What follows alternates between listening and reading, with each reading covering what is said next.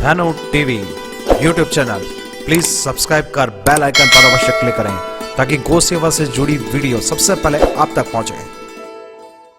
आपने असत्य भाषण कर दिया, उसकी रक्षा आपको खुद को करनी पड़ेगी। लेकिन एक बार सत्य बोल दिया तो असत्य बोलने के बाद में, झूठ बोलने के बाद में झूठ की रक्षा करनी पड़ती है। झूठ बोलने के बाद में अगर भूल गए तो 2 साल बाद लोग जूते भी मार सकते हैं, क्योंकि उसको आपको रोज मेंटेन करने की मेंटेनेंस की आवश्यकता पड़ती है, असत्य को, झूठ को।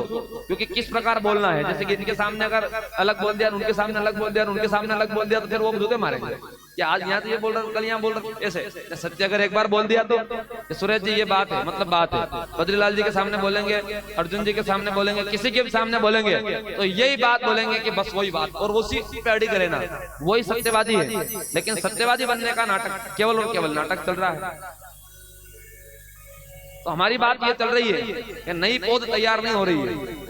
बाबूजी महाराज थे राजस्थान में, बाबूजी महाराज को पूजा जाता है। जैसे अपने देवनारायण भगवान को, एजाजी महाराज को पूजते हैं, ऐसे बाबूजी महाराज को भी राजस्थान में पूजा जाता है। बाबूजी महाराज की उम्र थी मात्र, किशोर थे वो। अब किशोर अवस्था में उनका विवाह हुआ था पाकिस्तान के उमरकोट में, और वहां गए वो, और वहां जब फेरे हो रहे थे बाबूजी महाराज के, तो जब फेरे हुए, उस समय फेरे हुए थे मात्र 3, और वहां पर उनके वहां से कुछ सूचना आई, खबर आई कि बाबूजी देवल बाईसा की गौ माता को कोई दुष्ट हरण करके ले गए, चोर चुरा करके ले गए हैं, और उनके बछड़े जो है वो चिल्ला रहे हैं, भूख के मारे बिलक रहे हैं, रो रहे हैं और मर रहे, प्राण त्याग रहे हैं, आप कैसे भी करके गौ रक्षा करो।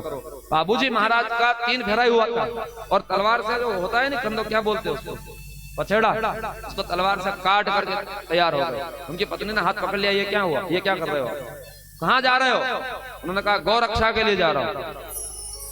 उनकी धर्मपत्नी ने कहा, जिनका 3 फेरा हुआ था, उन्होंने कहा कि आप गौ रक्षा के लिए तो जा रहे हो, लेकिन गर्दन कटवा करके आना, सर कटवा करके आना, वरना अगर सर कटवाए बिना आ गए, या तो उन दुष्टों को मार करके आना और गौ माता को लेकर के आना, अगर नहीं, अगर आप हार मान करके आ गए तो आपकी माँ का दूध भी लजाओगे।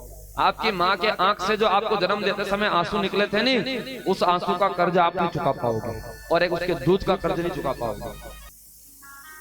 बाबूजी महाराज गए, और उन सती ने कहा, बाबूजी महाराज की पत्नी ने, कि अगर प्राण त्याग करके आपके अगर प्राण चले गए, शहीद हो गए, तो मैं भी आपके साथ में अमर हो जाऊंगा, मैं भी आपके साथ में सती हो जाऊंगी मैं, लेकिन प्राण त्याग करके। और बाबूजी महाराज ने गौ रक्षा में अपना बलिदान दिया। आज पूरा देश, राजस्थान तो पूछता ही पूछता है बाबूजी महाराज।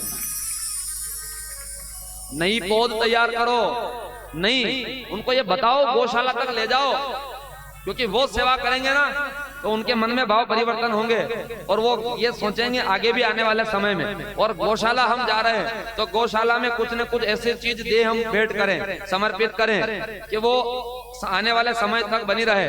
तो आपकी 4 पीढ़ी बाद भी आपके कोई पुत्र या पौत्र वहां जाएंगे, पर पुत्र जाएंगे, तो वहां जाकर के देखेंगे कि ये जो शेड बना हुआ है, ये जो खेर बनी हुई है, ये पानी की जो टंकी बनी हुई है, ये गौशाला में ये जो है, ये मेरे जो दादाजी के दादाजी थे या मेरे पिताजी के दादाजी थे, उन्होंने बनाया।